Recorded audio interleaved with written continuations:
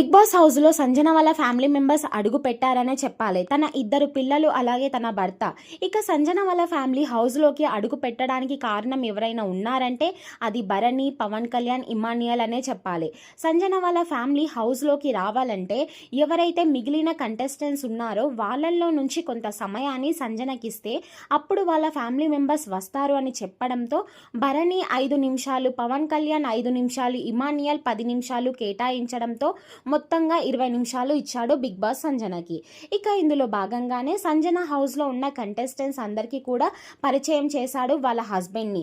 ఇక సంజన అయితే గనక నేను గేమ్ ఎలా ఆడుతున్నాను అంటే చాలా బాగా ఆడుతున్నావు నాన్న, నేను అస్సలు ఎక్స్పెక్ట్ చేయలేదు అంటూ వాళ్ళ హస్బెండ్ మాట్లాడుతున్నారు. ఇక ఇందులో భాగంగానే ఇమాన్యుయల్ అయితే సంజన కొడుకుని ఎత్తుకొని బాగా ఆట పట్టిస్తున్నాడు.